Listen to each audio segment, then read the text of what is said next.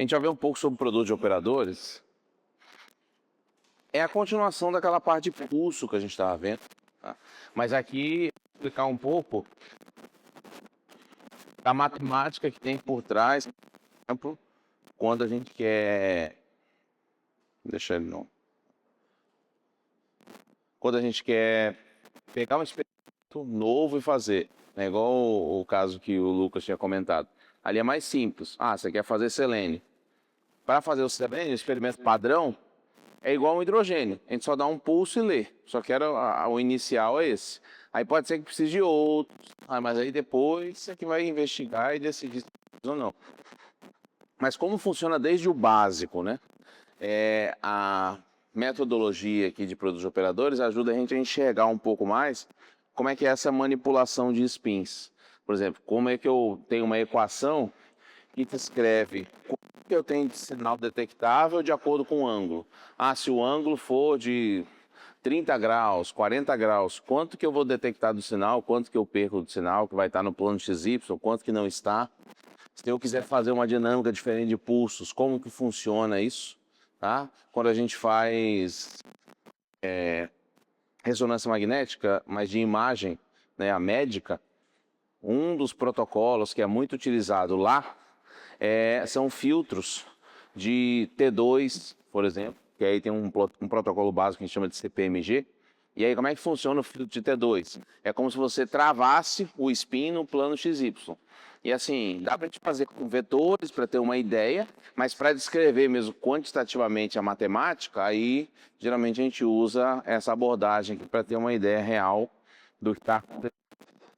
Então aqui tem um pouco mais de matemática, tem alguns conceitos que eu vou comentar aqui, eles bem por alto da parte quântica, mas o principal para a gente conseguir sentir como é que funciona isso é a matemática que vai chegar ali em breve. Mas para chegar lá na matemática, a gente tem que entender, deixa eu apagar a luz aqui,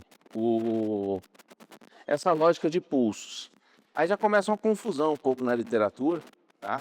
Essa imagem é de um dos livros mais clássicos aí dessa parte de ressonância magnética, química, né? Assim, aplicada à química, principalmente, a farmácia, enfim, a parte de ilustração e quantificação, pensando num foco geral aí que a gente usa mais amplo da química, né? Quantificação e essa parte de elucidação. Tem essa figura que descreve o quê?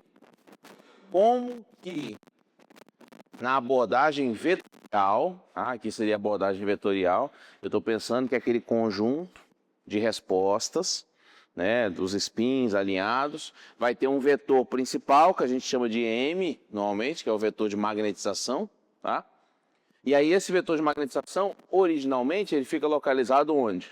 Em Z, porque está no equilíbrio. Então você colocou o tubo lá, esperou um tempo, ele alcança o equilíbrio, está em Z. Aí eu vou aplicar um pulso, vai ser representado aqui sempre por B1, tá?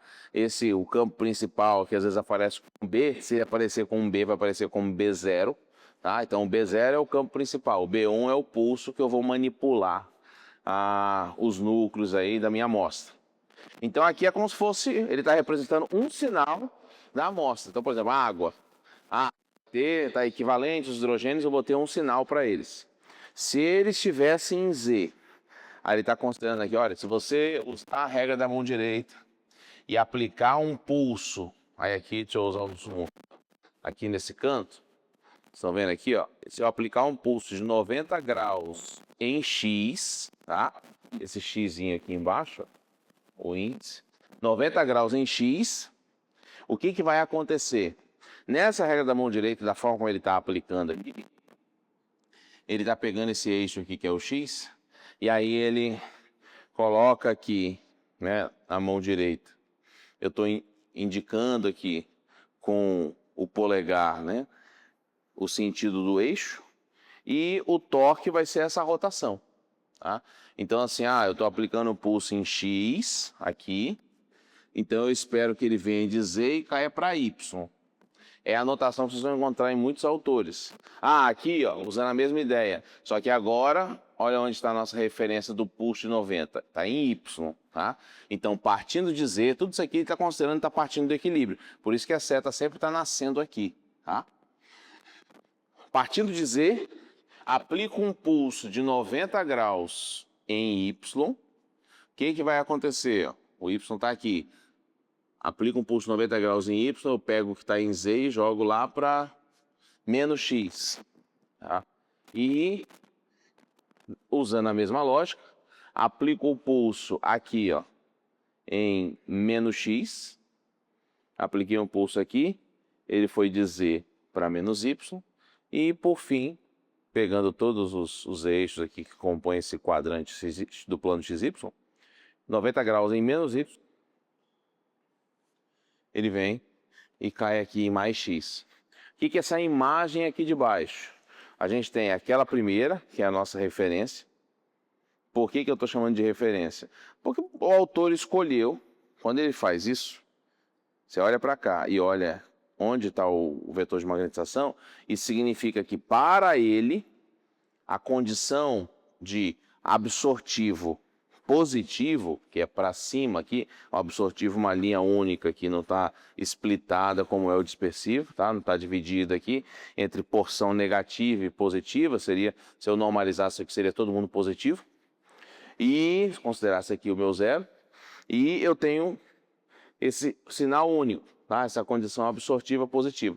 Quando você vê isso, quem estiver aqui, a posição onde está localizado o vetor, é onde ele está considerando que está o receptor, tá? Que seria o receptor em fase.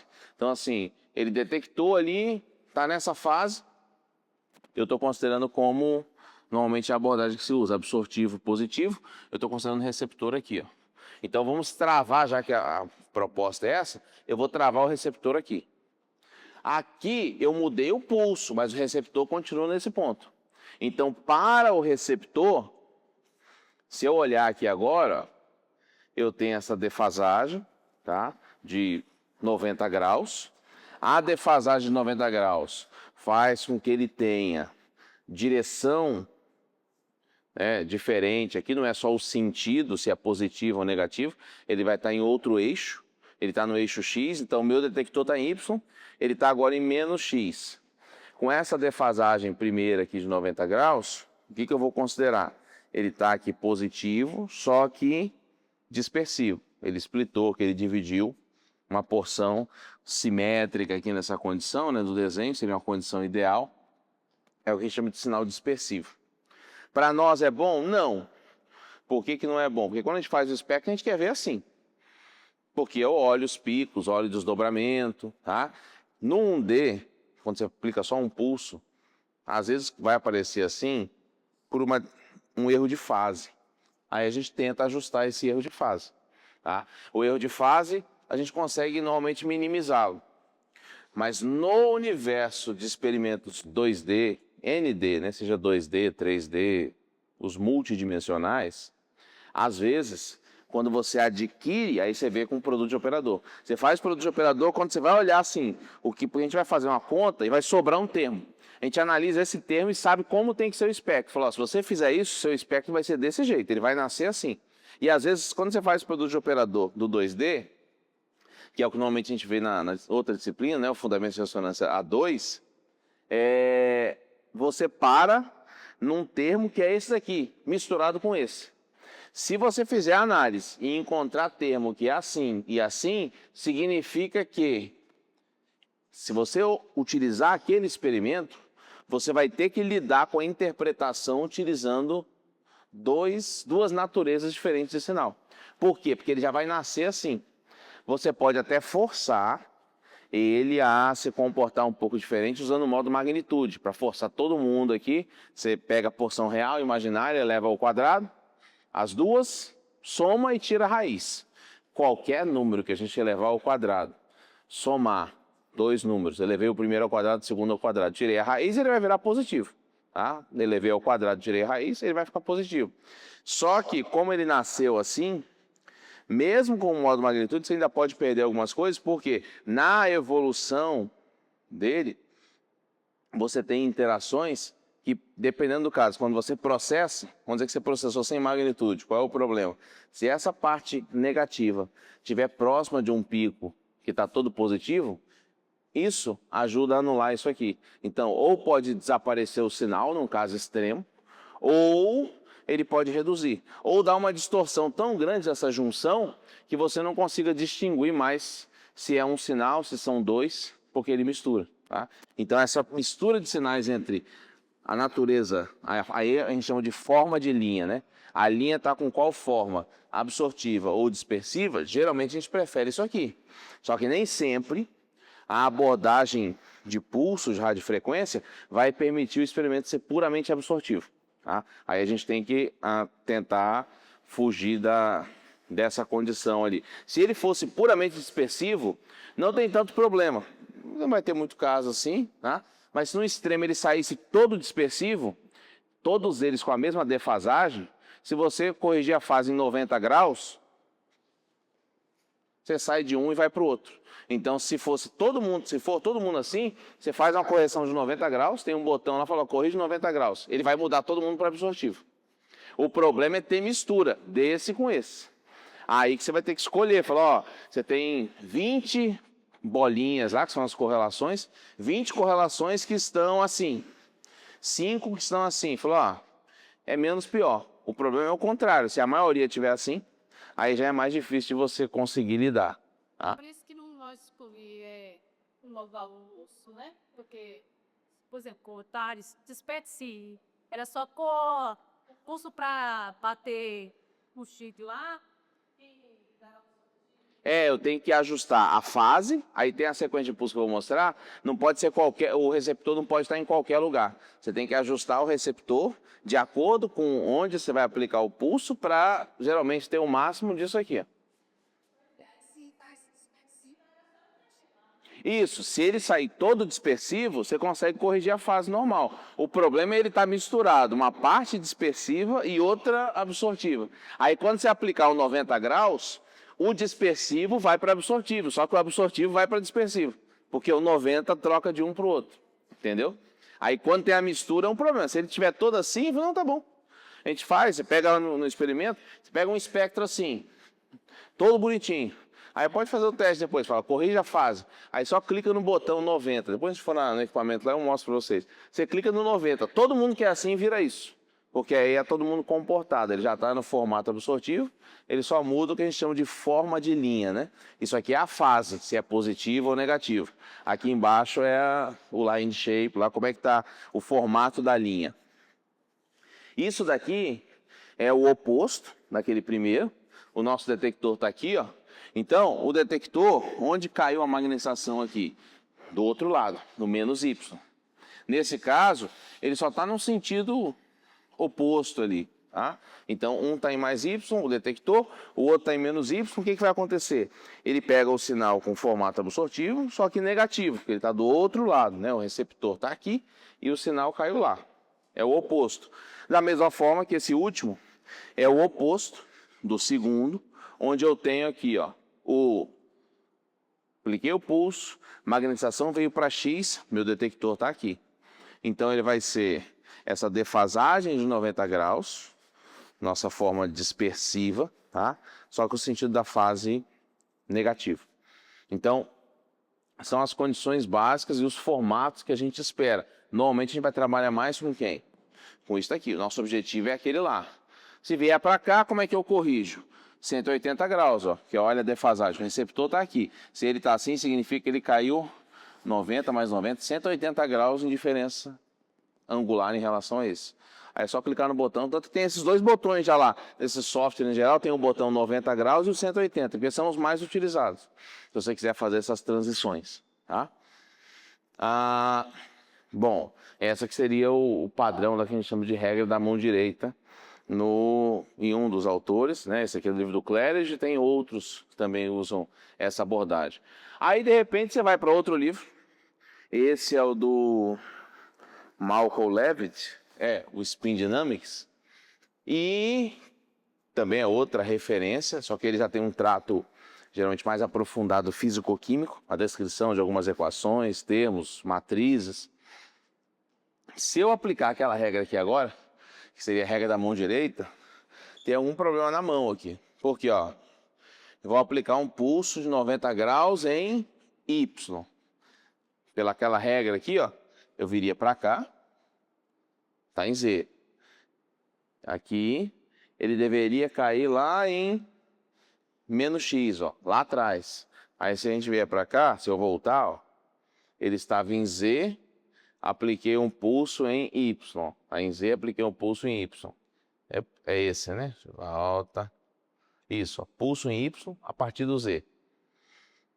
No livro do Clérige, vocês vão ver que ele vai aparecer, vai cair onde? Em menos X.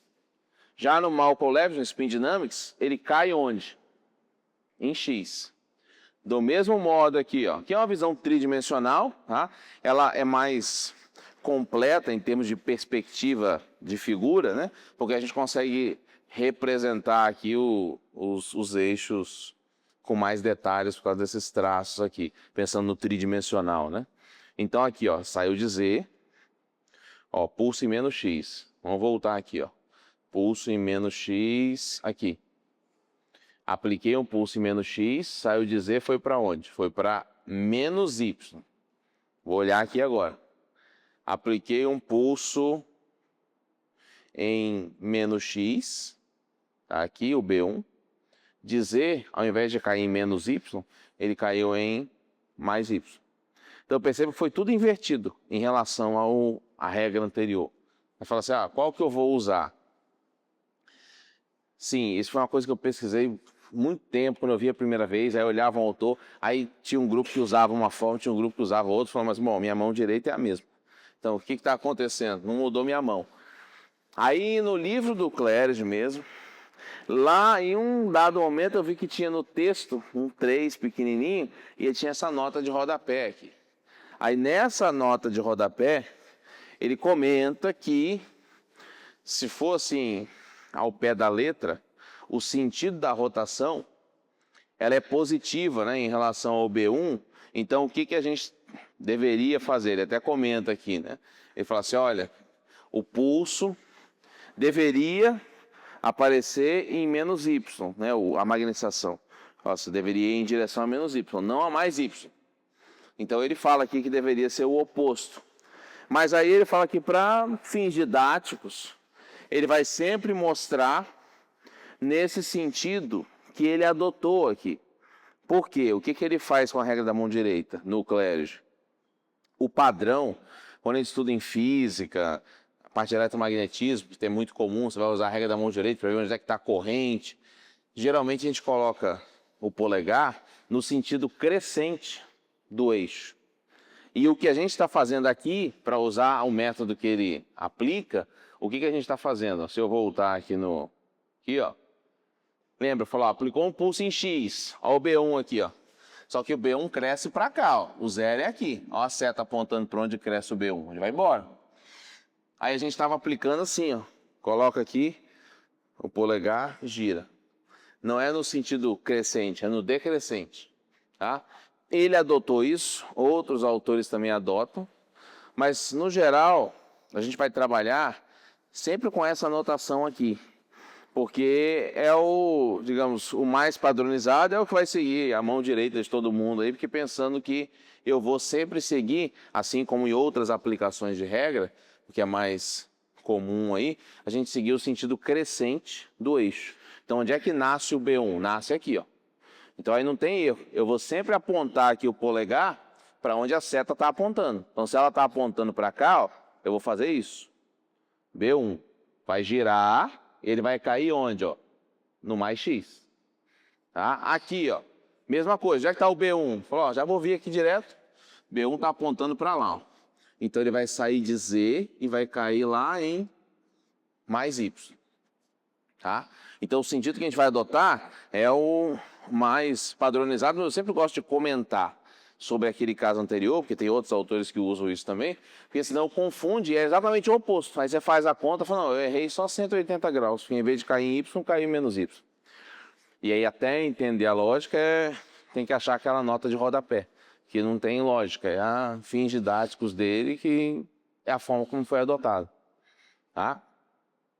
Bom, então, dito isso, a gente vai usar a regra da mão direita. Essa também é outra imagem do Malcolm Lewis, do Spin Dynamics, tá? Mesma ideia do sentido, ó, regra da mão direita, aqui seguindo o padrão. A gente vai acompanhar o pulso aqui, ó. Ele está em X, tá? Ele está em menos... por que ele está aplicando em menos Y? Pera aí. Não, tá certo, porque a rotação está aqui, né? O torque está aqui. Aqui, ó, ele estaria aplicando o pulso, ó, o sentido da rotação aqui, ó, em X, tá? E ele tá cá, é porque aqui é onde ele vai parar, ó. Ele vai parar lá em menos Y, tá? Então, apliquei o pulso, a magnetização está aqui, apliquei o pulso em X, ele vai gerar aqui, ó, e vai cair lá em menos Y, que é a ideia do sentido crescente da seta com o polegar, tá? Então, a gente vai adotar esse padrão. Essa imagem já resume o que a gente tem que utilizar. Aí depois tem um slide aqui que tem uma tabelinha, que aí nessa tabela já tem as rotações automáticas. Fala, você está girando em torno de Z. Por exemplo, em torno de X. De Z vai para menos Y, de menos Y vai para menos Z, de menos Z vai para Y, de Y vai para Z. Porque sempre você tem esse padrão. Só tem que saber o sentido da rotação, mas sempre é uma mudança comum, tá? Bom, isso aqui é de novo só a ideia da regra da mão direita, mas só quero destacar ali o seguinte: toda vez que a gente aplica, quando a gente está na condição do equilíbrio aqui em Z, a gente não tem coerência de fase. Até comentou sobre isso, acho que umas 2 aulas, no plano XY, que é onde está o detector. Eu preciso dessa coerência, que todo mundo junto, para eu enxergar o sinal. Se cada um estiver num lado, o somatório tende a dar 0 e você não consegue enxergar nada. Então, o que o pulso faz? Ele vai atrair e forçar todo mundo, os spins da água ali no nosso exemplo, a se alinharem. Essa coerência, na verdade, se a gente for traduzir em termos mais simples, seria um alinhamento de todos os spins ao longo do tubo. Eles vão se alinhar num ponto em comum, sendo forçados por quê? Pelo pulso, que é um ímã. Esse ímã, ele está forçando todo mundo a se alinhar. Esse alinhamento é como se eles tivessem, entre aspas, o mesmo discurso. Como eles têm o mesmo discurso, eles estão em estado de coerência, tá? Essa aqui é a ideia do termo de coerência. Eles vão estar alinhados, e aí alinhados, eles são um ímã que vão ter aproximadamente a mesma direção e sentido, vão dar uma resposta mais forte do que um para lá, um para cá. Por isso que cada um espalhado para um canto, com um ângulo, não vai dar sinal. Agora, o sinal vai ser quando todo mundo estiver alinhado. Quem cria esse alinhamento, essa coerência, é o pulso. Então, eu não consigo analisar a ressonância magnética sem um pulso de radiofrequência, porque está todo mundo espalhado. Bom, aí isso aqui como eu falei, aquele experimento lá do pessoal de computação quântica. Se quiser fazer um experimento de computação quântica simples, em ressonância, é ele que é o responsável por mudar os kilobytes lá de 0 para 1 ou 1 para 0, entre aspas, seria aqui o equivalente, tá? Ali é qubits, que aí não é a unidade menor, 0 e 1. Então, se for pegar aqueles qubits, se fosse fazer essa mudança, a gente teria sempre o pulso de radiofrequência, porque é ele que cria coerência. Antes do pulso, eu não tenho coerência. E depois esse termo vai aparecer mais para a gente, aí, essa questão da coerência.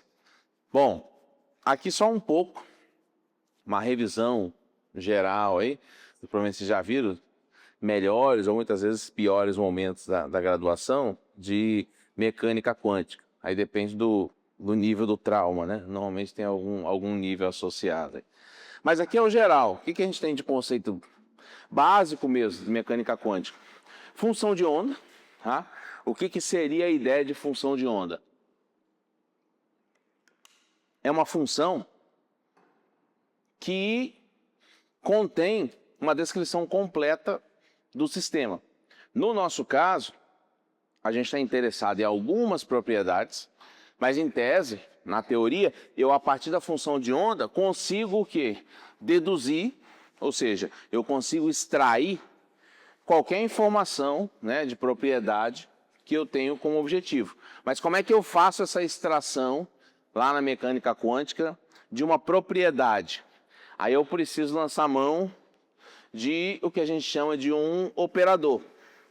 Um operador que a gente conhece, ouve falar bastante, lida, olha as equações, hamiltoniano. O hamiltoniano é um operador que vai atuar, é uma ferramenta, né, que vai atuar na função de onda. Quando você faz cálculo computacional com Gauss, a ideia é você usar, você tem o hamiltoniano para tentar ser aplicado na função de onda e extrair qual propriedade? Energia. Então, normalmente o hamiltoniano está relacionado à energia. Ele é um operador que vai extrair a informação de energia, tá? E a gente lida com outros operadores, mesmo fora da mecânica quântica em si, assim, diretamente. O mais clássico aí, lá do cálculo, é o operador de derivada. Porque o que o operador faz? Ele atua na função para produzir uma outra função. Então, o que eu faço aqui, ó? Eu tenho o operador, tá? Vou aplicar esse operador nessa função, seno, e eu obtenho aqui, ó, uma nova função, tá? Então, quando eu aplico uma derivada, a derivada é o meu operador, tá atuando sobre quem? Sobre o seno, e aí eu encontro uma outra função, tá? Essa é a ideia de operador. Então, quando a gente fala aqui, eu tenho o produto de operadores, que era o nome lá do começo da aula, né, o tema da aula. O que eu vou ter na dinâmica dos cálculos que a gente vai fazer são operadores, são funções que vão extrair a informação que eu preciso. No nosso caso, a gente tem 3 operadores principais da parte tridimensional. Eu preciso saber assim, qual propriedade eu quero saber?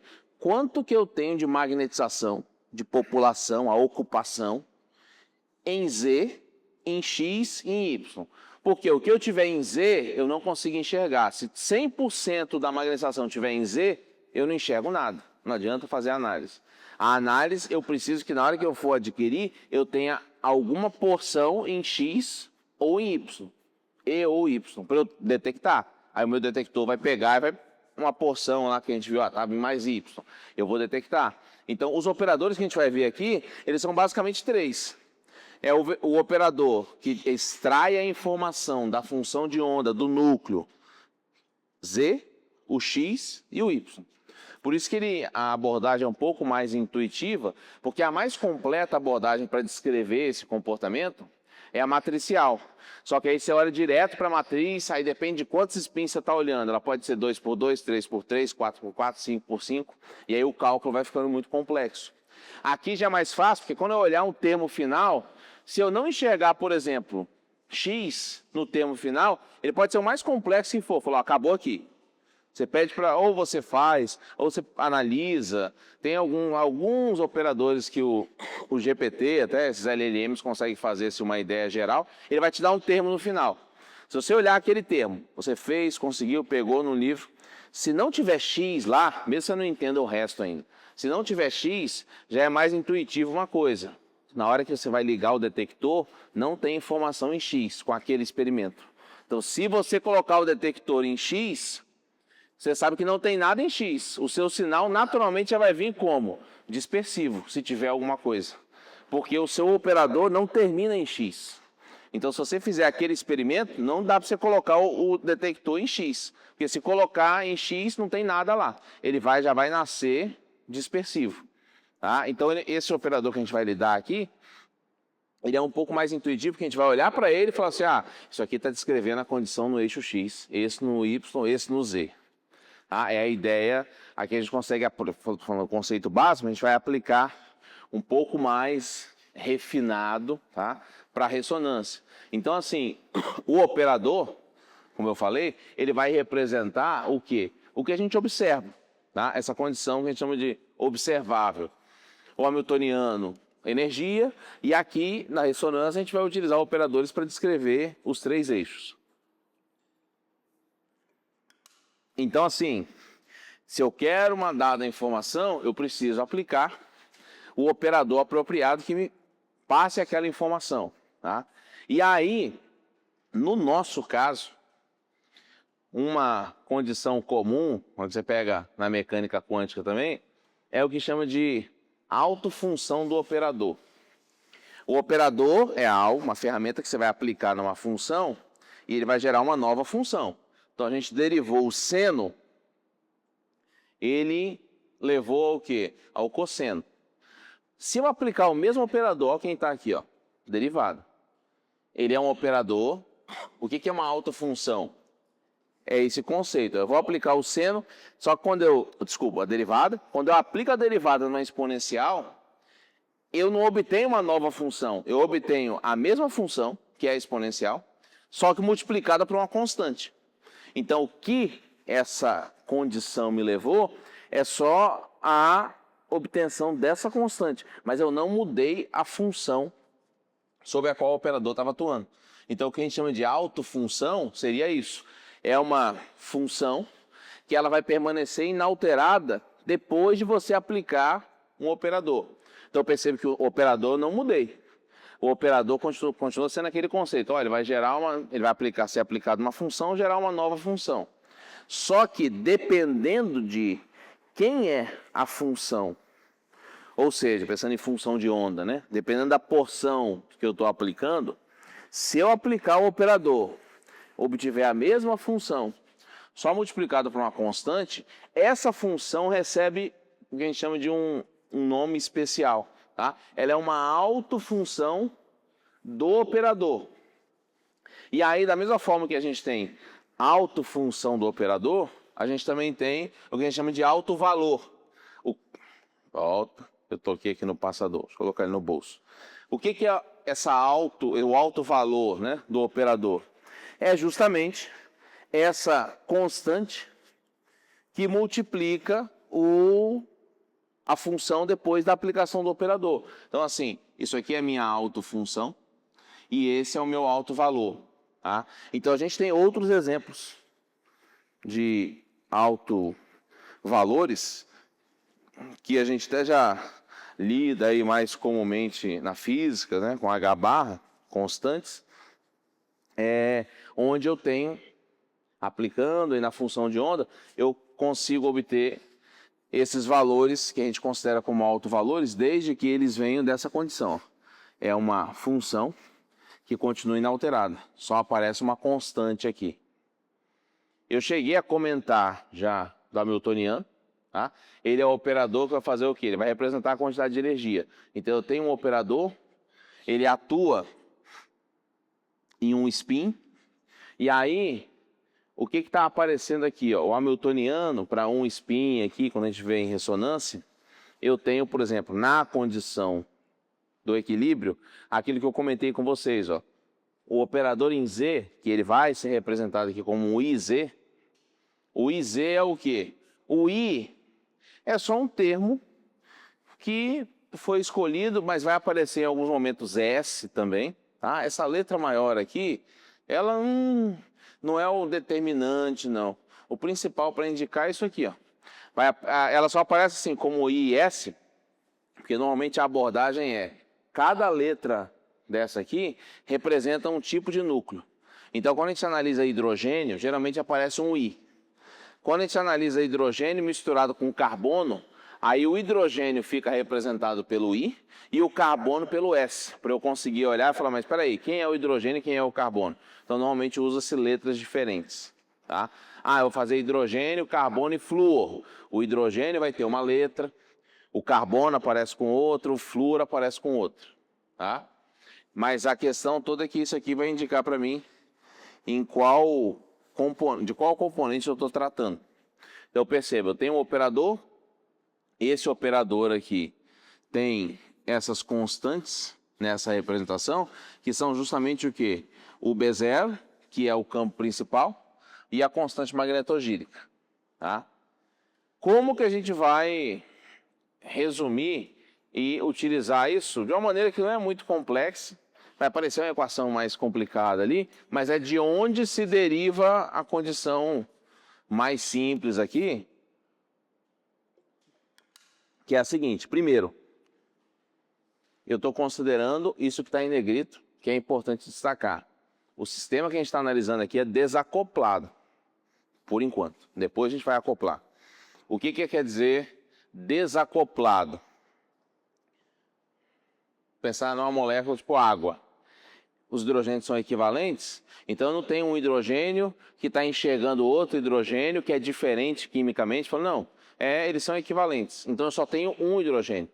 Se eu tivesse a molécula com mais de um sinal, pode ser desacoplado? Pode. É quando um hidrogênio está de um lado e o hidrogênio está do outro lado, eles não se comunicam. Então é um sistema que está desacoplado, eles não têm ligação, não tem acoplamento magnético ali de informação magnética entre eles. Logo, para um sistema desacoplado, qual tipo de sinal eu vou ter para esse hidrogênio? Só singleto, é só uma linha. Não tem multiplicidade, não é dubleto, tripleto, não. Se falou que é desacoplado, significa que eles são isolados. Esse aqui tem um comportamento, aquele lá tem outro. Eles podem até mudar a frequência. Um está lá em 2 ppm, outro em 2,5, outro em 5, mas eles não têm interação magnética para gerar desdobramento de linhas. É o resumo desse desacoplado. Quando eu olhar para um termo IZ, X e o Y, eles estão me indicando que é a representação das componentes Z, X e Y, tá? Do momento angular de spin. Então, quando eu olho para lá, eu já tenho ideia de onde, né, o que ele está representando. E o importante, quando a gente faz a descrição disso, sempre tem que colocar esse chapéu aqui, tá? Referente lá, similar ao acento circunflexo. Por quê? Porque quando você não coloca o chapéu, o I é só uma letra, o S também. Mas o S com o circunflexo é um operador. Aí é a notação matemática, física, como a gente se trata em quântica. Toda vez que você olha para uma equação, um termo, tem esse, na parte quântica, tem esse indicador aqui do circunflexo, aquilo ali está falando. Você não pode até não saber que operador é aquele, mas olha, é algum operador. Não é uma constante, que é um x mais y. Não, é um operador. Então, se é um operador, ele está ligado a alguma propriedade física. Não um valor absoluto, é 2, 3, 4, adimensional. Não, ele tem uma propriedade física ligada a ele. Como é que se diferencia uma letra de uma variável aqui, de uma incógnita? É com isso aqui, tá? Com o circunflexo lá, esse chapéu para indicar. Então, eu tenho as três condições ali, que são o que a gente vai usar em mais ampla escala ali. Pode falar. Por que eu tenho o YZ como componente de C do LarSP? Por que a gente não tem o Operador LarSP Z. O último lá. qual você fala? Lá atrás? Isso que tá lá. Por que a gente contém esses na Mac? Não, mas o Z tá aqui. Mas é X. Não. Isso é IZ. Isso é IX, isso é Y. É porque o I é o operador, né? Aqui é qual o componente? A componente Z, a componente X e a componente Y, tá? Mas tem os três. Aí, quando a gente faz o cálculo mais complexo, mais para frente, no final da disciplina, eu vou mostrar um exemplo simples, uma matriz 2x2, de como aplica o produto, a matriz de densidade, né? Que aí o operador, ele é uma representação mais limitada, ele não consegue descrever qualquer sistema, mas consegue descrever grande parte dos sistemas que a gente precisa, tá? A matriz é que pega o geral, mas ela tem o custo de, dependendo do tamanho, ter um trabalho meio sobre-humano, tá? Então, a gente vai deixar isso aqui de lado por agora, a gente vai se concentrar no operador, tá? Mas eu tenho uma abordagem mais completa aqui, mas ele vai ser suficiente para o que a gente precisa, no foco da disciplina aqui. Então, o operador, ele é chamado de operador de densidade, e essa densidade é o quê? Não é a densidade clássica lá de massa e volume, não. É a densidade populacional que eu tenho de núcleos no tubo. Água é o operador de densidade do que eu estou analisando. Quanto de sinal da água tem ali? Qual é a densidade da população? Por isso que em alguns momentos, vocês vão ver, apareceu ali no slide anterior, não cheguei a comentar, aparece um alfa. Porque o alfa é a representação daquele excesso populacional, lá o estado que está em menor energia, e aí você tem um excesso populacional, a gente só enxerga o excesso. Aí o alfa é geralmente quem representa esse excesso. Às vezes aparece o alfa, porque o alfa é o quê? É o saldo de densidade que a gente vai ter, o máximo ali. Falou, ó, tá todo mundo alinhado, coerente. É a densidade máxima. Então, esse operador, ele vai sempre falar, operador de densidade. Percebe que a matriz também é matriz de quê? De densidade. Porque no final das contas, é uma abordagem para você descrever onde é que está a população. Falou, está metade em X e metade em Y. Eu consigo ter, em termos quantitativos, a distribuição da população de acordo com a minha interação magnética com a amostra através de pulsos de radiofrequência, de tempo que eu espero que vai influenciar também. Tá? Os delays vão influenciar. Então, esse operador, ele vai representar isso que eu estou falando. O somatório da contribuição individual desses 3 operadores. Tá? Então, aqui eu teria o operador completo, mas ele vai vir desse somatório. A gente tem como derivar a partir dessa exponencial. Percebo que eu tenho aqui o exponencial complexo, tá? Mas a gente não vai fazer a tradução disso aqui na disciplina 2, até eu faço, às vezes, para ilustrar, uma vez que eu fiz. A primeira vez não, mas a segunda vez eu ilustrei isso aqui, como é que a gente faz, a matemática por trás de transformar isso aqui para seno e cosseno. Ah, não é muito, a gente usa a relação de Euler lá, mas por agora não vai precisar. A gente vai usar a seguinte abordagem, né? Aqui eu tenho, partindo do equilíbrio, aplico um pulso. Quando eu aplico um pulso, aí onde está esse pulso? Esse pulso foi aplicado, para ele chegar aqui, ele tem que ser aplicado em Y, naquela nossa regra da mão direita. Depois eu volto o slide para lembrar. Mas o pulso que foi aplicado em Y, o pulso em Y faz ele sair de Z e cair lá em X. E aí você tem aqui uma parte da magnetização que estava originalmente aqui em Z. E aí depois de eu aplicar esse pulso, o que vai acontecer? Eu tenho a porção em Z e a porção aqui, ó, que está no plano XY relacionada a esse ômega, que é justamente essa frequência de precessão dele em torno do eixo. Aí daqui a pouco a gente vai voltar nesse ômega aí. Bom, a regra geral, essa tradução aqui que eu vou mostrar uma analogia, como chegar aqui, tá? Mas isso aqui, por enquanto, vai ser um caso de fé religioso, você não tem que acreditar que isso aqui dá para chegar aqui, tá? Porque dá para mostrar, mas vai fugir um pouco do escopo da disciplina, a gente vai ter que usar um pouco mais de matemática não convencional para o nível que a gente vai explorar aqui. Então a gente vai partir direto disso aqui, ó. Só que eu vou derivar isso aqui a partir de um triângulo, tá? Pensando o seguinte, um triângulo parecido com esse daqui, ó. Deixa eu ver se... Onde é que está a nossa imagem? Cadê? Essa daqui, pode ser aquela lá. Essa aqui é do Malcolm Levitt, né? É. Então, por exemplo, vamos pegar esse aqui, ó. Aquele pulso lá que eu falei, ó, em Y, né? Ele sai de Z, vai para X. Então, imagina que a gente vai pegar essa porção aqui, ó. Eu estou querendo saber esse movimento. O que eu tenho certeza? Eu sei que eu estou partindo de Z e eu tenho um vetor completo aqui que está em Z, que com o pulso aqui, regra da mão direita, né? Aplico o pulso aqui, ele vai em direção a X. Então eu sei que ele vai caminhar em direção a X um determinado ângulo. Só sei isso. Ele estava em Z, está indo para X e vai caminhar um certo ângulo. Como é que eu monto uma equação, uma relação matemática a partir dessa ideia? Bom, vai ter que ser assim. Deixa eu acender a luz agora. Como é que eu vou aqui? Como é que eu vou montar uma relação ali entre eles? Vamos pensar o seguinte. Eu tenho aqui, deixa eu pegar o outro giz. Libera menos pó que esse aqui.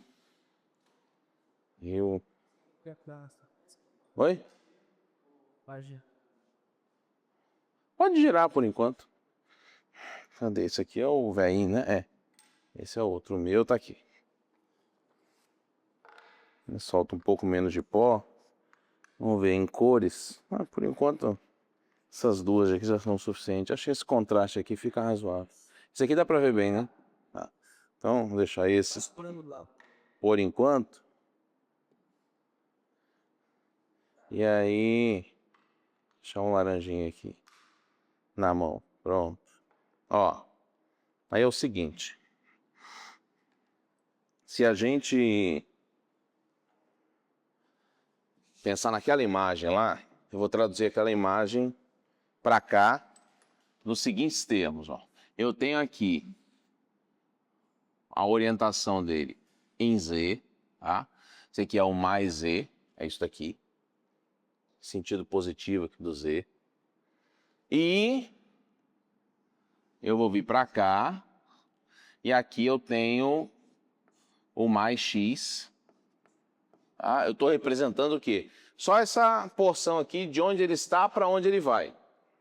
Apliquei o pulso, ó, de novo. Ó. Regra da mão direita, né? Polegar aqui no sentido crescente do B1, que é o pulso. O torque faz com que ele saia de Z, caia lá em mais X. Aqui. Bom, o que a gente vai fazer agora? Eu vou representar o vedor que estava em equilíbrio de laranja aqui, deixa eu ver. Tá bom esse contraste aí? Então, ele vai ficar de laranja aqui. Ele estava inicialmente em Z, apliquei um pulso, ele está rotacionando aqui, ó. Mas aqui eu estou considerando um pulso de 90. E se for uma descrição genérica, eu não sei qual é o ângulo, ele vai parar em algum lugar. Então imagine que eu apliquei um pulso e o meu vetor de magnetização, ele pare aqui, ó. Tá? Ele vai parar nesse ponto. Quem é ele? Vou chamar de M. É o vetor de magnetização. Que informações eu tenho? Que falou, olha, eu não sei qual é o ângulo. Tá? Vou chamar esse ângulo de ângulo θ. Não sei quem ele é. Mas eu tenho ideia da direção e sentido aqui, mais x e menos e. O que eu vou fazer aqui agora? Eu vou falar assim, bom, o que eu sei? Eu sei que eu tenho a projeção desse vetor m aqui em z, e eu vou chamar essa projeção de um nome especial, que é o quê? É o operador na quântica que representa a componente z do momento angular de spin. Quem é? IZ. Então isso aqui essa projeção, é a porção em relação ao MZ, ó, é o quanto do MZ está representado pelo momento angular de spin, pensando na componente Z. Entenderam isso aqui? Só peguei o Z. Mas você pode sentar aí, que senão o pessoal... Acho que pro Jefferson é melhor. É Jefferson? Porque agora eu vou ficar por aqui, né? Acho que dá pra... Agora vai pegar. Ó. Então aqui é a projeção em Z. Do mesmo modo, aqui está o mais X. Então se eu olhar isso daqui, ó, essa parte aqui, daqui, ó, até aqui, seria o equivalente nosso, né, a essa porção aqui. Quem é essa porção aqui de baixo? Pensando de maneira análoga, seria o IX. É a porção X. Só que eu estou chamando de I porque eu estou descrevendo o momento angular aqui de spin. Então eu tenho a projeção X, tenho a projeção Z. Essa projeção X, óbvio, o equivalente dela, né? É essa porção, é a mesma porção que eu tenho aqui, ó, em termos de distância. Então aqui eu tenho X, aqui eu tenho Z. O que eu preciso saber? Eu queria achar um termo que descrevesse como está o meu M em função do IX, do IZ e desse ângulo. Para eu saber assim, olha, se eu aplicar um pulso de 50 graus, θ igual a 50, quanto que eu tenho de Z e quanto que eu tenho de X? Eu consigo essa relação? Bom, sim. Como é que eu vou derivatizar isso, derivar isso, e aí lá eu vou tentar relacionar com o que está no outro slide lá, mas por enquanto vamos olhar aqui. Pensando em seno e cosseno, lá do clássico do ensino médio, que eu posso fazer aqui? Eu falo, bom, eu sei que o seno é esse, aqui eu tenho um ângulo de 90, né? Eu tenho aqui, ó, o cateto oposto sobre a hipotenusa aqui, que é o M, então seria o seno. Vou colocá-la aqui embaixo, ó. O seno de θ é igual ao IX dividido por M. Ok? Então tá ali, o IX por M. O cosseno é o adjacente pela mesma hipotenusa, então o cosseno de θ, ele vai ser igual ao IZ, o IZ está aqui, dividido pelo mesmo M, a hipotenusa. Ok? O que eu vou fazer agora? Eu quero, na verdade, saber quem é o M, porque é como eu descrevo a minha densidade, porque o operador de densidade, lembra que tinha um termo ali atrás, a frase que falava assim, olha, o operador de densidade é é o somatório da contribuição individual dos três, da componente x, y e z. O y, como o pulso está nele, só está acontecendo tudo fora dele, então ele é zero, ele não tem contribuição aqui. Eu só vou ter contribuição onde? Em x e em z. Se o pulso for de 90, ele vai sair todo de z e vem para x. Isso é o que eu tenho certeza. Como é que eu vou fazer aqui? Aí é matemática, eu preciso isolar isso aqui, ó. Eu vou fazer assim, ó. Eu vou isolar o m, só vou passar o m para cá, ó. O m, nessa equação aqui, ó. O m é igual ao ix dividido pelo seno de θ. Só invertir ali. O m, por essa equação aqui, ó, eu também posso dizer que o m, em relação a z, né, ao iz, ele é igual ao iz dividido por cosseno de θ.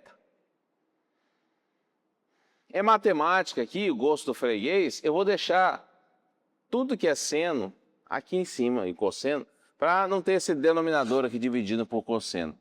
O que quer dizer com isso?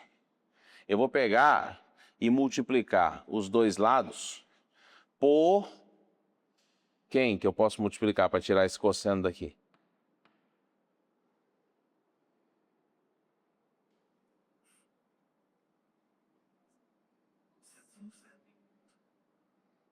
Cosseno ao quadrado.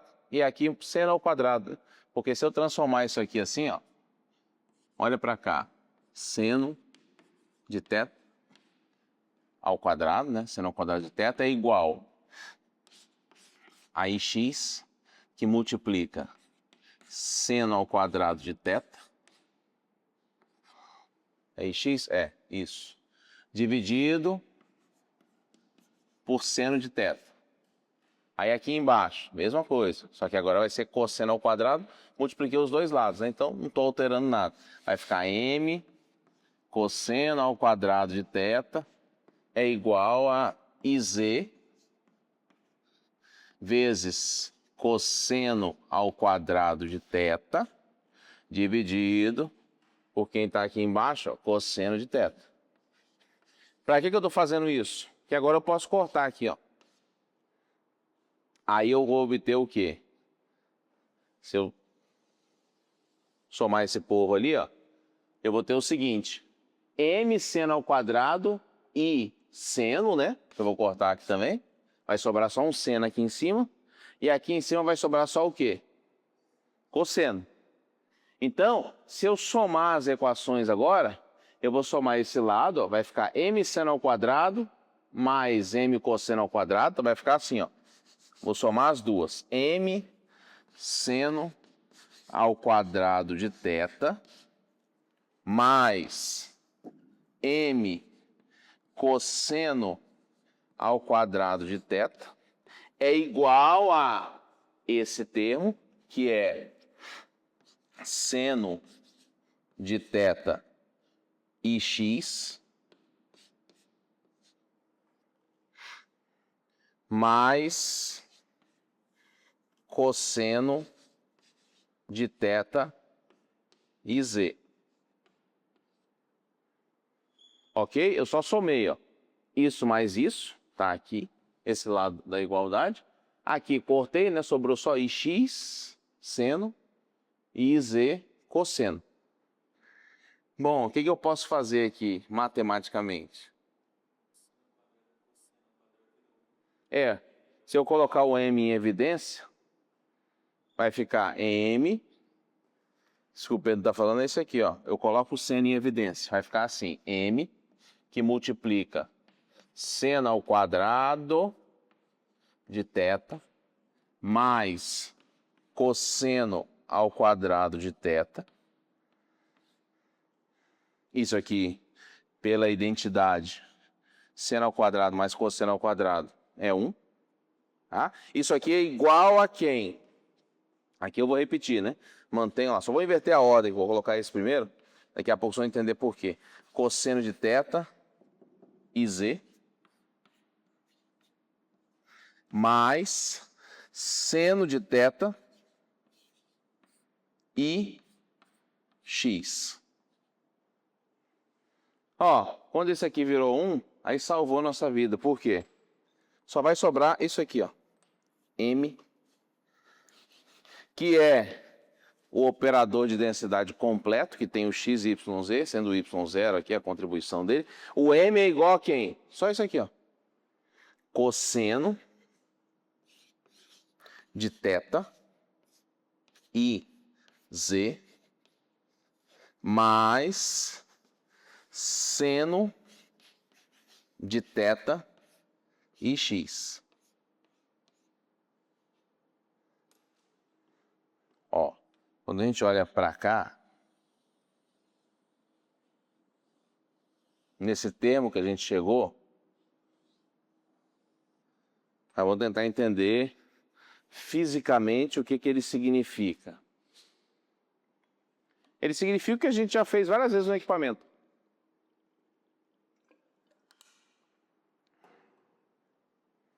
Se eu aplicar um pulso, se eu não aplicar pulso nenhum, qual é o ângulo θ? 0, porque ele não vai caminhar sem pulso. Substitui o 0 aqui agora. Cosseno de 0, 1. Então, é 1 vezes o iz. Seno de 0, 0. Vai zerar esse termo aqui. Então, se eu não aplicar pulso nenhum, a magnetização, a densidade de spin, vai ficar toda concentrada onde? Em Z, que é o equilíbrio. Agora, se eu for lá e aplicar um pulso, aí tem aquela equação que a gente já viu. Eu espero tempo suficiente para o ângulo ser de 90 graus. O que acontece com o operador de densidade? Cosseno de 90, 0. Eu acabo com o que estava no equilíbrio, todo. E aí o seno de 90 é o máximo, é 1. Então, tudo que estava aqui vai ser transferido para onde? Para x. É assim que eu consigo obter um sinal com intensidade máxima. Quando eu uso 90 graus, em termos quânticos, o que eu estou fazendo? Eu estou transferindo a informação toda de Z para x. Esse termo aqui é o termo que a gente chama de evolução da magnetização em função do ângulo do pulso de radiofrequência. É isso aqui, ó. Isso vai sempre ocorrer, eu tenho que fazer sempre essa conta. Eu falo, não, eu faço uma vez para demonstrar aqui. Mas vocês vão ver que toda vez que eu for explicar, falar, ó, vamos fazer uma sequência de pulso. Daqui a pouco a gente vai fazer uma. A gente vai pegar aqueles retângulos e vai transformar nisso aqui. Para saber assim, se eu não falar nada para vocês de nome, de nada, eu fizer um desenho, falou assim, qual é o sinal que eu tenho daquele desenho ali? A gente consegue saber aqui, ó. Eu consigo saber que espectro vai aparecer sem fazer o experimento, só olhando o desenho. Falar, se eu fizer isso e isso, com essa fase, esperando esse tempo, o sinal vai ser assim. É dispersivo, é absortivo, vai ser positivo, não vai? A gente vai chegar lá em breve. Mas qual lógica a gente vai usar? Toda vez que eu quero montar isso aqui, eu vou ter em geral esses dois termos, e eles sempre vão seguir uma ordem. Tem até... Cadê o passador? Ah, eu deixei aqui. Nesse slide aqui, ó. Lá na frente, cadê você? Onde tem o velho e o novo aqui. Volte, criatura. Isso aqui, ó. Aqui, dizia eu, isso. Esse P aqui, Rho, é o operador de densidade que tem o somatório da contribuição individual, ou seja, é o conjunto, tá aqui. Quem é ele? Também pode ser representado como assim. Ele é a evolução, aí você tem a evolução, que aí está em função do tempo, tá? Porque o tempo também vai influenciar aqui. A gente não chegou em tempo ainda, porque eu só estou com o θ.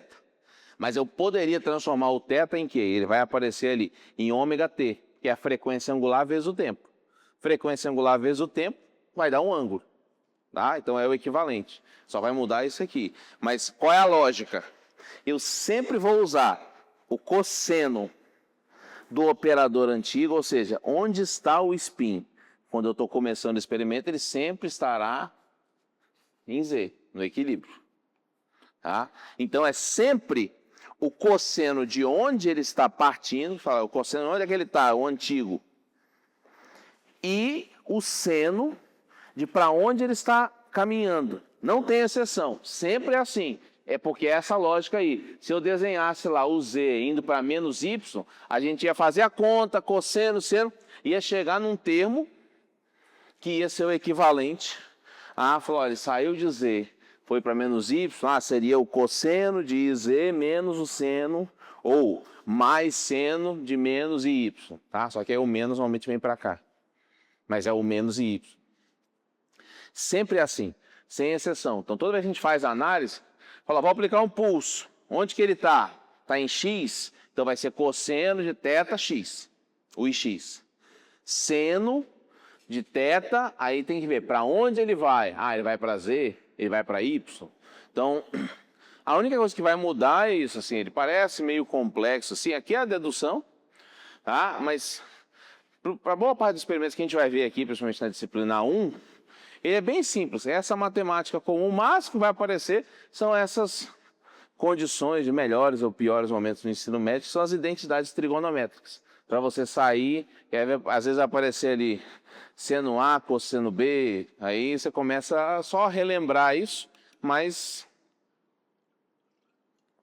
mesmo na época que o pessoal fazia prova disso, você fez, hein? As identidades eu sempre forneci, não tem isso aqui é a lógica padrão, tá? Então, não tem muito mistério não, mas o padrão é esse aqui, sempre. Cosseno de onde ele está, seno para onde ele vai. Tá? Bom, pulso de 90 graus. Aqui é aquela parte mais complexa que a gente vai pular, dar um salto quântico, aproveitar que a gente está nesse mundo aqui, dar um salto para cá. Ó. Ele está em Z, apliquei o pulso em Y, é o que a gente viu lá. Ó. Cosseno de onde ele está, seno para onde ele vai, para o Y. Se for 90 graus, e se for 45? Falei, bom, aí vai ficar a distribuição por igual, né? Das populações. Porque eu vou ter que pensar, é o seno de 45 vezes o cosseno de 45. Tá? Então, aí vai depender totalmente desse ângulo. Pulso de 90 graus. Se for em X, aí lembra da regra da mão direita, que eu até comentei agora. O pulso em X, agora há pouco, ele vai para onde? Aí eu tenho que olhar, deixa eu ver se tem um... Cadê o gráfico? Esse aqui. Daqui a pouco eu volto lá. Esse aqui é a tabelinha que eu falei com vocês, a imagem, que tem um resumo. Então, quando o pulso... Deixa eu apagar ali, vai ficar melhor de ver. Quando o pulso ele está em...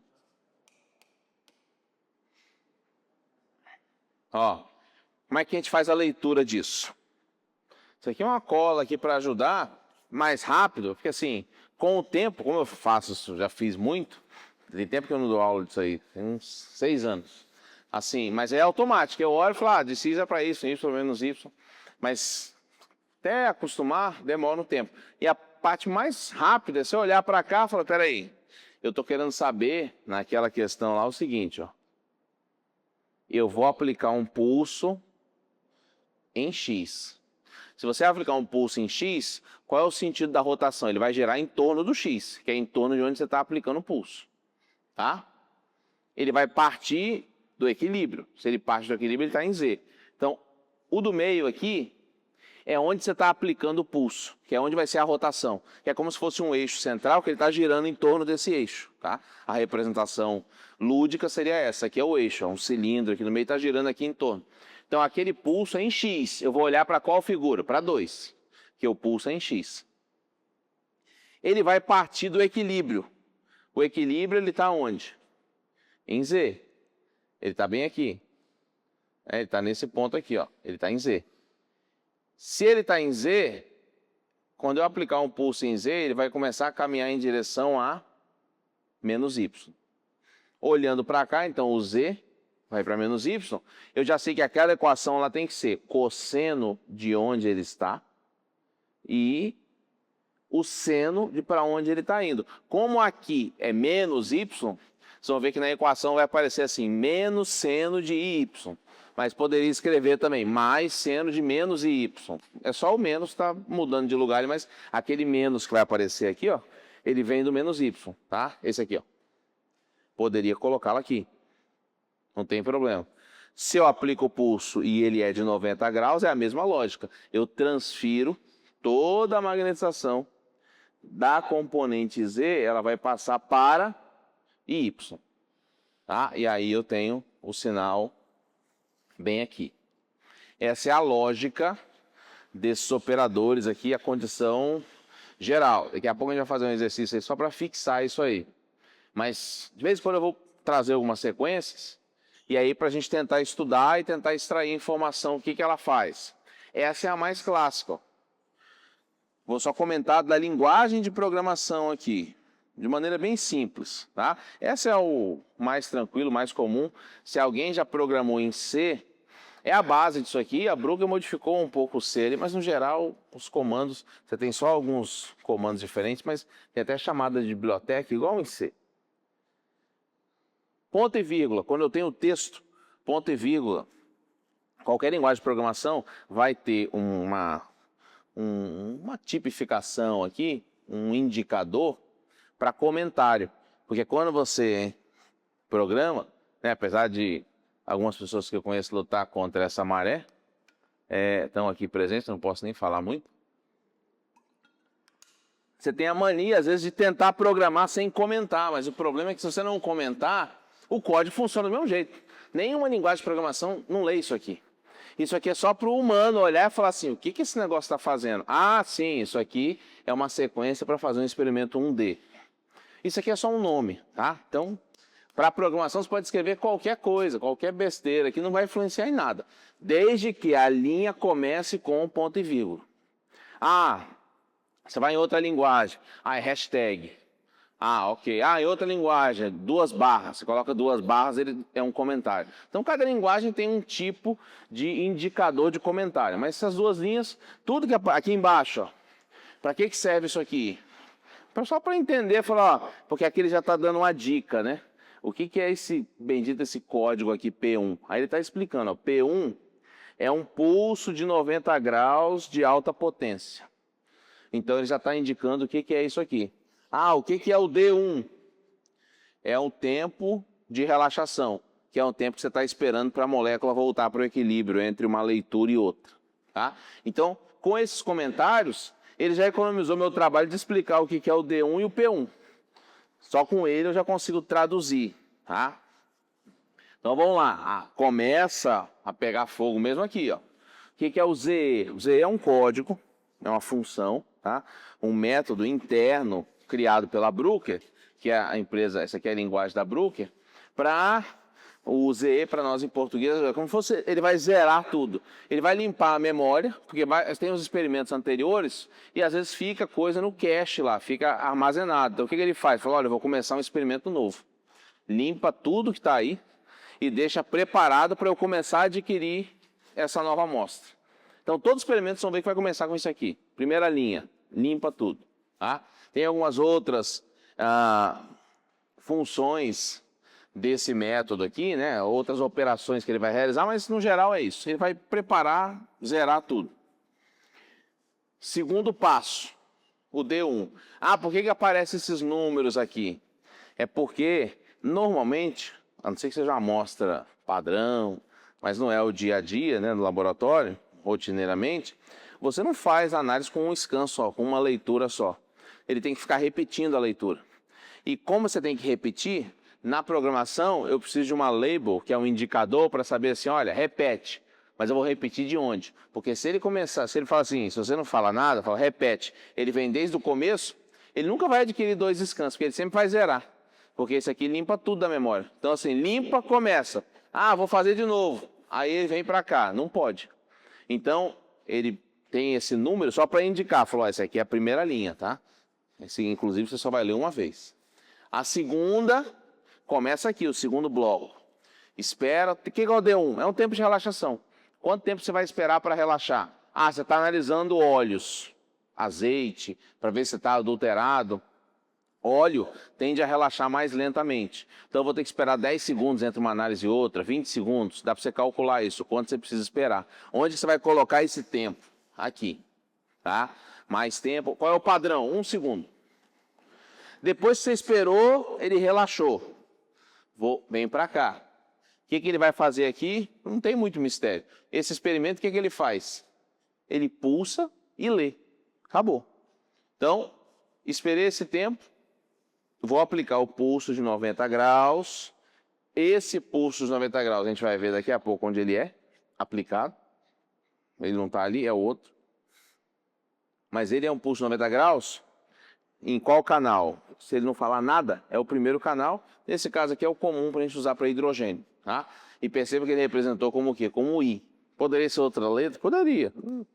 E ele colocou só um I geralzão lá, sem o chapéu, para não indicar, teoricamente seria só uma letra, mas a gente acredita que seja o operador. Mas já sabe que aquela anotação ele não está totalmente correta, porque tem que ser com o circunflexo. Vou aplicar um pulso de 90 graus, só que pulso tem 3 partes básicas. Potência, essa vocês fizeram na atividade lá. Potência e tempo, vocês fizeram. Ah, se ele está mais alto, quer dizer que ele é mais potente, tem mais watts. Se ele é mais largo, é mais tempo, então ele dura mais. Só que além disso, a gente viu agora, avaliou rotação, mão direita, regra da mão direita, que o pulso, além da potência e do tempo, eu preciso definir, ele vai gerar 90 graus aquela potência e tempo. Para onde? Sentido horário, sentido anti-horário, então eu preciso indicar em qual eixo ele vai ser aplicado. Se é em X, se é em Y, se é em menos X ou se é menos Y. Tem 4 opções. Essas 4 opções aparecem aqui, ó, são esses números. Tá? Por que tem vários? Por enquanto esquece isso aqui. Os vários só são para vários scans. Cada leitura ele salta um bloco aqui de 2 em 2. Esses 2.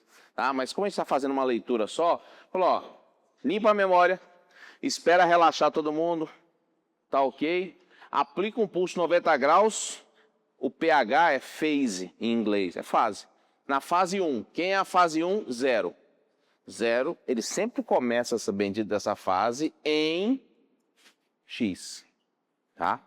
Então daqui a pouco a gente vai ver quem é o 2, mas aqui é X.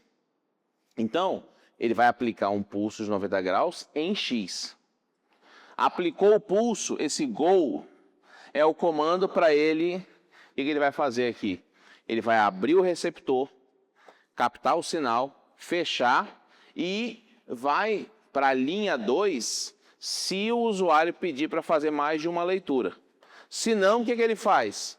Esse WR é esse aqui nem aparece tanto mais, porque já embutiram isso aqui dentro do Go, tá? Depois que ele finaliza, né, fica mais complexa essa compilação, no termos da escrita, mas ele já está embutido aqui, porque o WR seria o seguinte, aí depende da versão, né? Tem versão que ele não aparece, tem versão que ele aparece, mas aqui eu deixei porque é mais intuitivo, porque é de write em inglês, de escrever. Esse WR, o que ele faz? Ele pega o dado que está lá no console, no cérebro lá do equipamento, onde tem os amplificadores, e joga no computador. Enquanto não chega aqui, você não consegue processar o espectro, se não aparecer, se você não puxar o WR. Porque isso aqui está tudo lá no console. Ele não está, até essa linha, ele não está nos scans, ainda não está no computador. Ele vem para cá. Tá? Tanto que lá na máquina, quando eu quero ler, antes de ele terminar os scans, tem um comando que ele digita que é TR. Aí o TR é de transfer, de transferência. Fala, ó, não espera terminar não. Termina aí, mas enquanto isso transfere para mim, deixa eu dar uma olhada aqui que eu já estou curioso. Então, aí é o TR, é um comando que a gente dá lá para ele puxar o dado, tá? Que a gente digita. Então, aqui ele abre o receptor, guarda a informação, checa se tem mais de uma leitura, se tiver ele vai para onde? Para o 2, tá?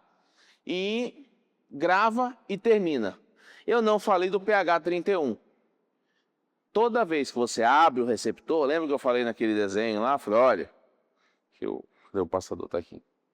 Eu falei com vocês que o sinal, esse aqui, ó, um dia ele chega, cadê ele?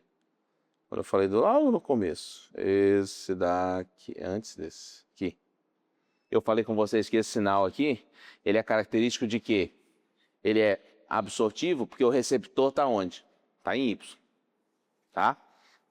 Então eu tenho que localizar. Eu vou colocar o meu receptor em relação a quem? A Y, a X, a menos Y.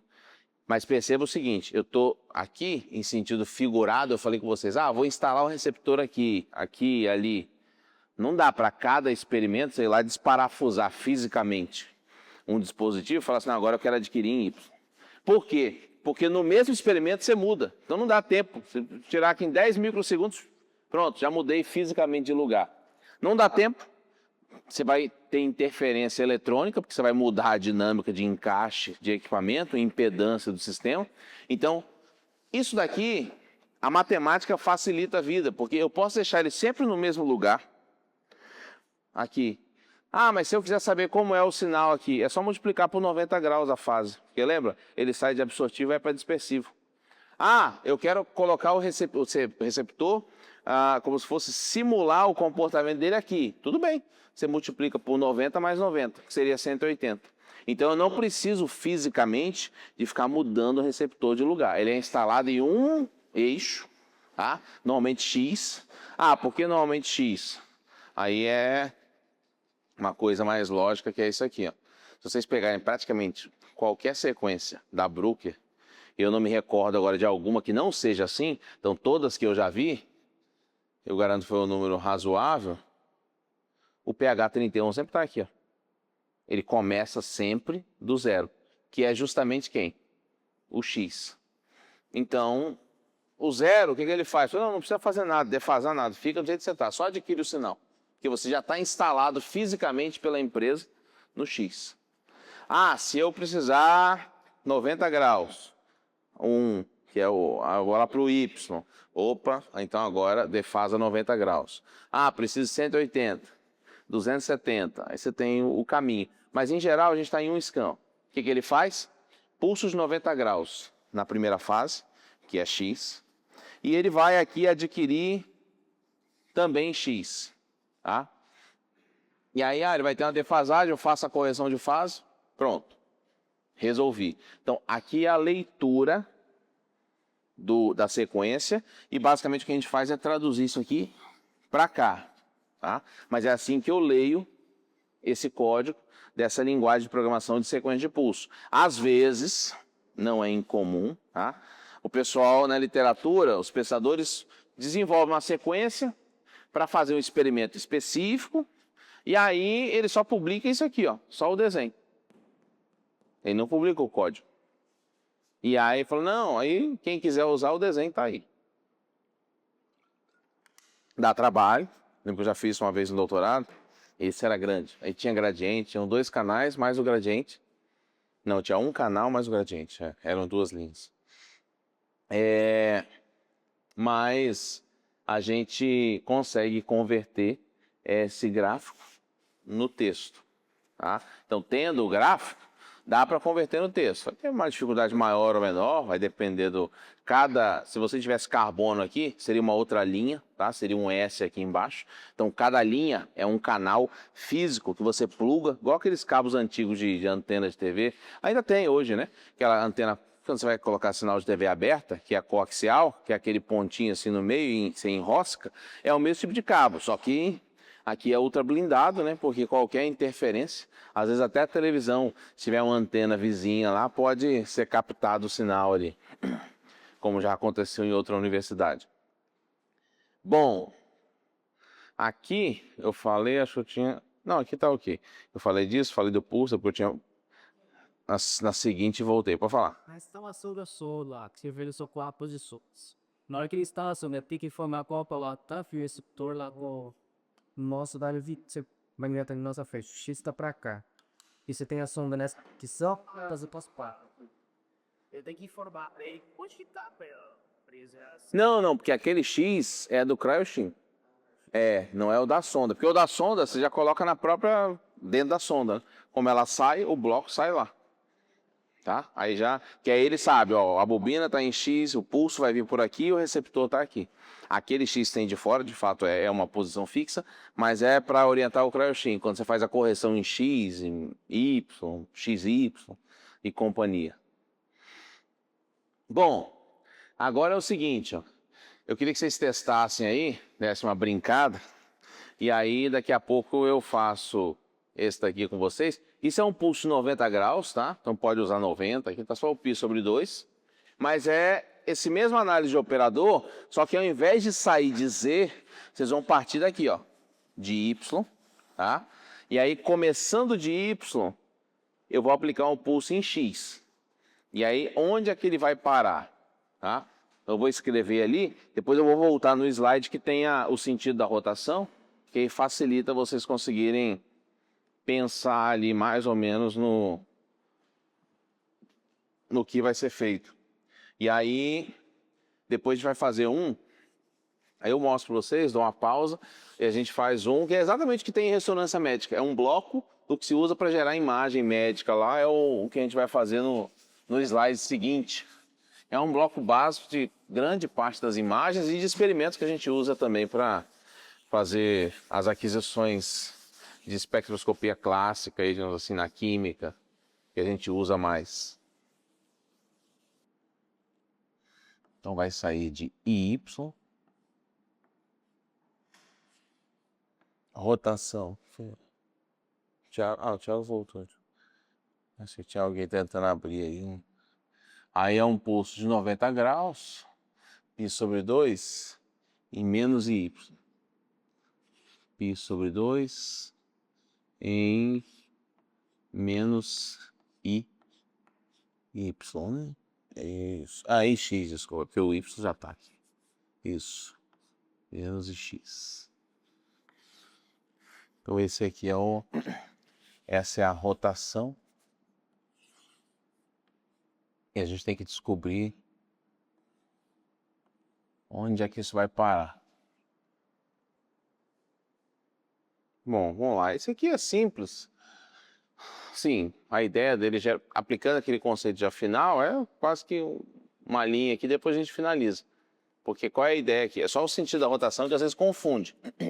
Porque perceba que agora a gente tem um sinal aqui negativo. Então o padrão olha o pulso. Ó, eu vou partir daqui. A única coisa que eu já sei, antes de olhar a rotação, por isso aqui, com o tempo você vai ver que é automático. Bom, é o cosseno do ângulo. Qual é o ângulo que eu tenho ali? π sobre 2. O cosseno do ângulo vezes onde eu estou, que é o y. Então isso aqui tá meio que automático. Viu isso aí e fala, bom, onde eu estou aqui é sempre o cosseno dele. Agora, para onde ele está caminhando? Em que direção? Fala, agora eu preciso checar. Eu sei também que vai ser seno de π sobre 2. Eu também já tenho certeza. Pela nossa dedução anterior. Mas não sei qual é o sinal aqui. O que vai ser aqui? Vamos checar. Bom, se o pulso é em x, eu sei que ele só pode mudar de y para z. Então o último termo lá vai ser um z. Só não sei se é mais z ou menos z. É isso que eu preciso decidir. Se fosse x positiva, a rotação seria essa orientação, tá? De z vai para menos y, mais y. Como lá no parênteses eu tenho um menos x, então o pulso ele não está sendo aplicado em x, mas no sentido oposto. Então essa rotação não vai ser em sentido horário, ela seria anti-horário. Se eu estou considerando a anti-horário aqui, se ele parte de mais y e é o oposto do que está aqui, ele vai parar onde? Em menos z, tá? Então isso aqui seria um menos z, posso colocar o menos iz aqui, ou o mais comum é aparecer assim, ó. Ah, mas tanto se você colocar o mais aqui, colocar o menos iz entre parênteses também, sem problema. Então é cosseno de onde ele estava e o seno, para onde ele vai? Menos x, é o oposto disso aqui, se ele estava em y, parou em menos z. Morreu ali. Como eu sei o ângulo, cosseno de 90, 0. O seno de 90 é 1. Então o resultado disso aqui vai ser o quê? Menos iz. Aí a pergunta, se eu faço isso, se o meu spin está em y, eu aplico um pulso em menos x 90 graus, foi para menos iz, se ele tiver 100% aqui mesmo, tudo perfeito, em termos de calibração de pulso, os ângulos, eu enxergo algum sinal aqui? Sim ou não? Oi? Seria só se fosse a má calibração, mas se ele tiver 100% aqui, eu não enxergaria nada, né? Porque o detector está preso onde?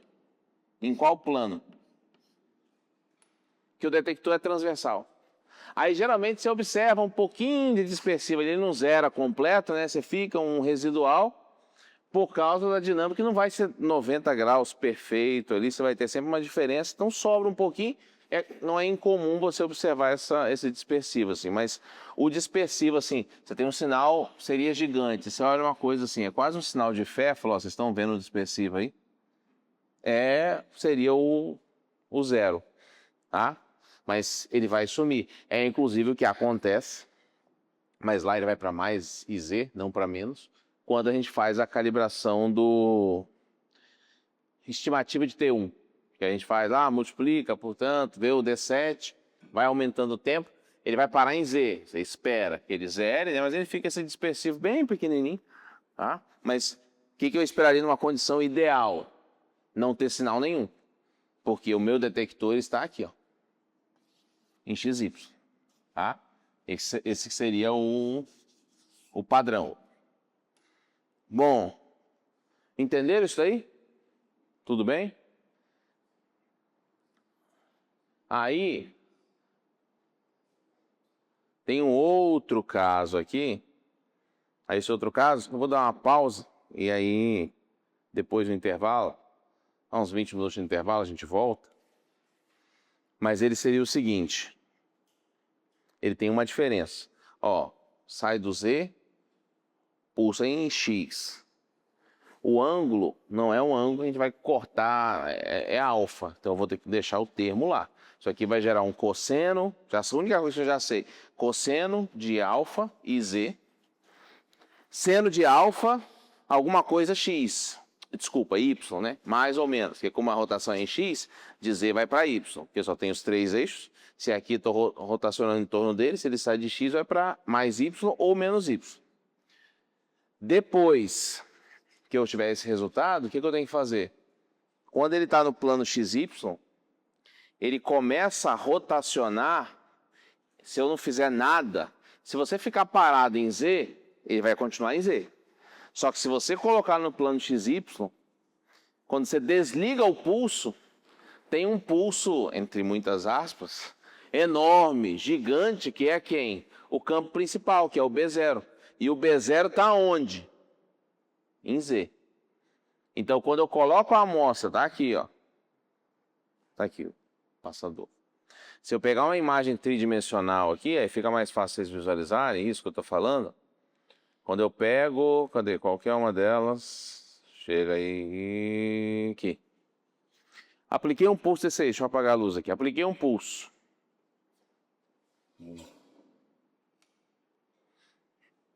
ele veio para o plano XY. Se ele estiver aqui em Z, se você ficar esperando, ele vai ter que esperar assim como você e vai ficar quieto aqui.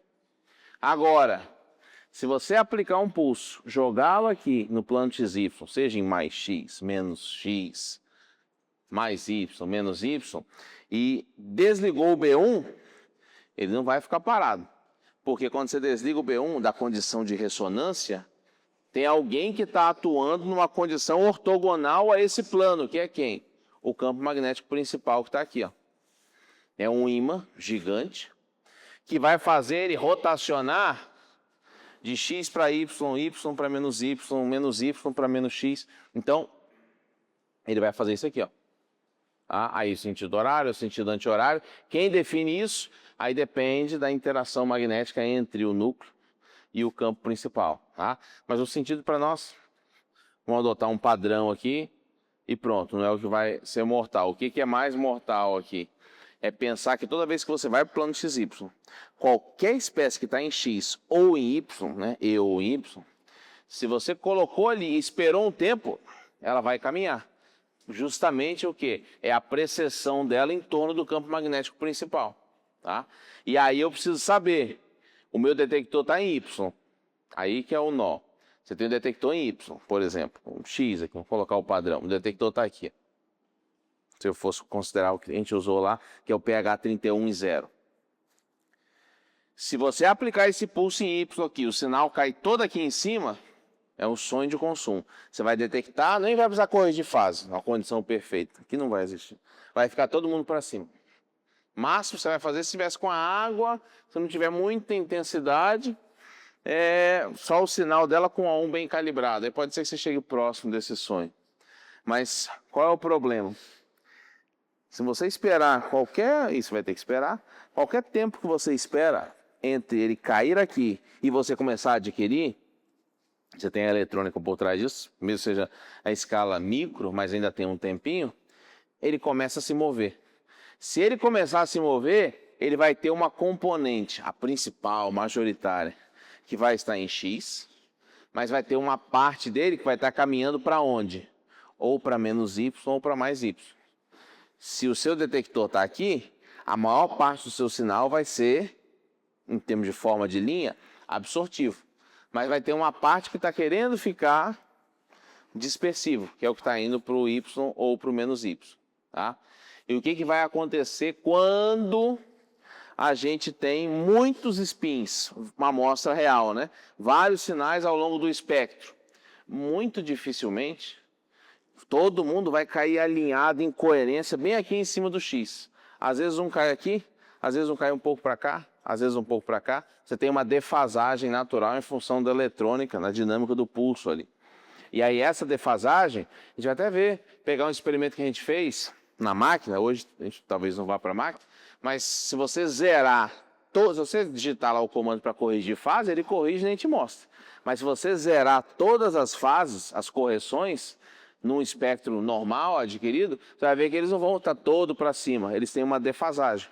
E essa defasagem, fugindo do absortivo positivo, vem em função dessa dinâmica do pulso, tá? Então, essa aí já nasce logo que você termina o pulso. E tem uma outra que é criada, que é a evolução no plano XY, que é a que a gente vai avaliar depois do break, aí bem aqui, ó. Lá na frente, cadê a sequência? Essa aqui, aqui. Volta. Uma travada aí. Essa aqui, essa aqui é o resultado dela. É isso aqui, ó. Aplicou o pulso, ok, todo mundo está em Z. Moveu todo mundo.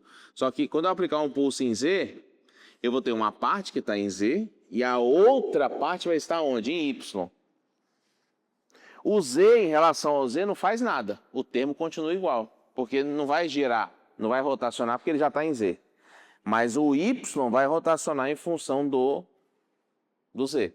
Aí a gente vai fazer a conta e ver assim, coloquei no plano XY, ele começa a rotacionar. É aquela frequência que a gente mede, a precessão em torno do campo. Onde é que ele está? Quanto que ele caminha de acordo com o tempo. Por isso que aparece isso aqui, ó. Esse ômega T, que vai aparecer várias vezes, é a frequência de precessão daquele núcleo em função do tempo. Ou seja, quem está em 10 ppm tem uma frequência maior do que quem está em 2. Então, no mesmo intervalo de tempo, o ângulo percorrido por quem está em 10 ppm é maior do que o ângulo percorrido por quem um spin que está em 2 ppm, porque eles têm diferença na frequência angular. Um está em 10 ppm, o outro está em 2. Quem tem maior frequência angular, com o mesmo tempo, vai, obviamente, caminhar um ângulo maior.